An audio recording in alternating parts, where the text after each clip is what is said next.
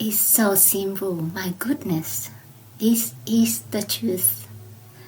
If practice or cultivation is this easy, and someone still says they can't do it, I honestly don't know what to say. There's no one who can't do this. It's extremely simple. So don't start bringing up how long you've been practicing, how long you've lived in the monastery, or who you think you are.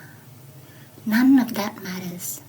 Anyone at all, who hears this truth and accepts it and simply lives in accordance with it, that person is already living the way. That's it. Don't drag names, appearances, or memories into this. Just stop bringing anything in. I don't care what your status is. If you are still imposing memory or fantasy onto the truth of this present moment, of this instant presence, then you are still choosing to live in delusion. When you stop wanting to be deluded, you stop projecting memory onto reality. It's that simple. Now tell me, between awakening and delusion, is one really hard and the other easy? Are you awake now, or still lost? Do you want to stay lost, or do you want to wake up? Actually, let me put it clearly. Right now, do you want to stay deluded or awaken? Everyone says, of course I want to awaken. So then stop. Stop the tricks. Stop the drama. Stop projecting memory onto reality. And that's the end of it. Don't go chasing attainments, chasing realizations, chasing titles or sacred visions. If you just stop, the sacred naturally reveals itself. You don't have to look for it. But if you keep clinging to memory and throwing it onto the present, I have no idea what you become. You keep trying this method, that technique, visualizing this, focusing on that, analyzing this and that. And in the end, you just be living in a virtual world. You keep getting illusion instead of reality. And reality is not about getting or not getting. It's just there. It's naturally still, naturally pure. Please just believe this. Nothing can truly be stained. Nothing really clings to anything else. There's no such thing as being contaminated or bound.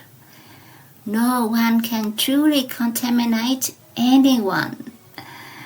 And finally, there is no separate person to be stained or to stain another. That's the truth. But why do we keep being deluded? Why do we keep clinging, attaching, loving, wanting?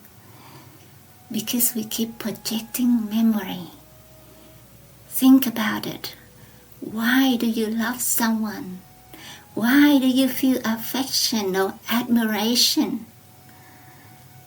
Because they were kind to you? Because they helped you? Because they are good or wise or moral or intelligent? So you love them, admire them. But when you look at them and feel affection, what is that really? That's memory arising.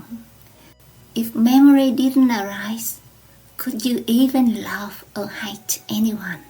I challenge you, without memory, could you still love or hate? So don't talk about attachment like it's something mysterious. Attached to what? There's nothing in reality to attach to. What we've done is collected our memories, stir them up, flavor them, make them smell sweet, and then we become so attached to our own cooking. It's kind of funny, really. We've already wasted so much time, lost not just hours or days, but our whole path of practice. I'm just trying my best to show you the truth. You don't have to practice or cultivate anything for my sake. Just live rightly. Stop dreaming of happiness. Happiness doesn't come from dreams. Happiness is this very reality. If you stop dreaming, and each of us must taste happiness from our own reality, not from comparing, not from following someone else. No two people experience happiness the same way. We just use the same word, happiness, to talk about it. But if we truly see reality as it is, peace and purity will always be present. We won't need to seek happiness anymore. What we'll be living is something far beyond it, is bliss. A depth of blissful serenity that is pure beyond measure.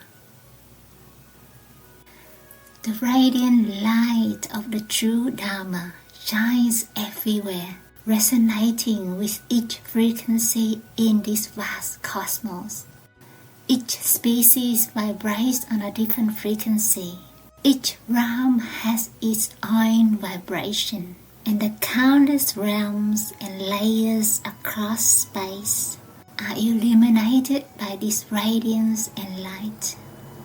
Wherever the light touches, that place lights up and brought into resonance.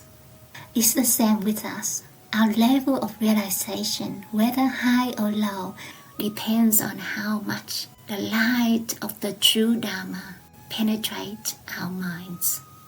Because no one has yet awakened, we haven't truly seen the value of the Dharma as it illuminates and brightens our minds. We listen to the teaching and then we simply understand it intellectually rather than directly experiencing or realizing it. That's why it's so frustrating. But truly gaining the right karmic conditions to break through this is no simple matter. What's most important is to fully accept that the existing reality has absolutely nothing to do with this body, mind, or its relating circumstances. On the contrary, it is what which clearly knows all of these things, right in this instant presence. We must accept this completely.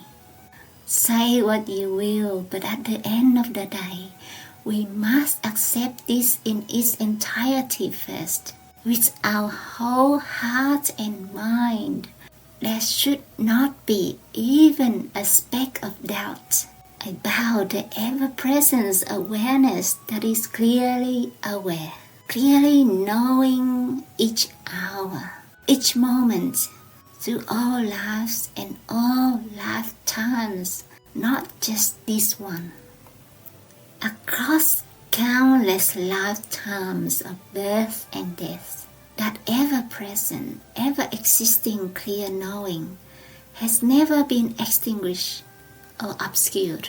It has always been this way.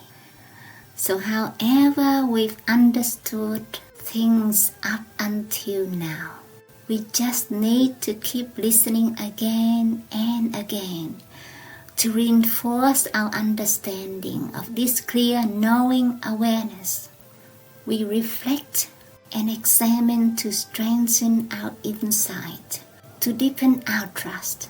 That means we devote all our time to doing everything we can to help ourselves directly realize the true present reality, this all-pervading, clear knowing that is always here.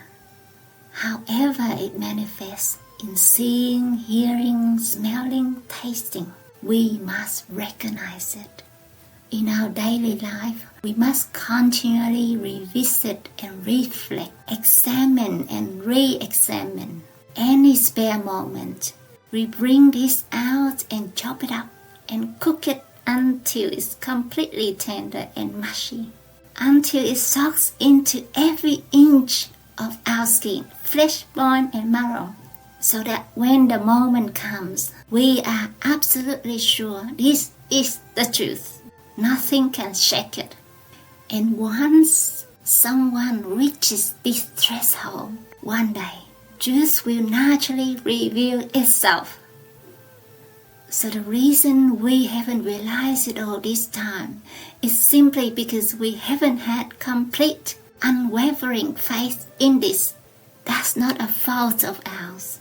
First of all, we've been listening to reasoning that isn't quite correct.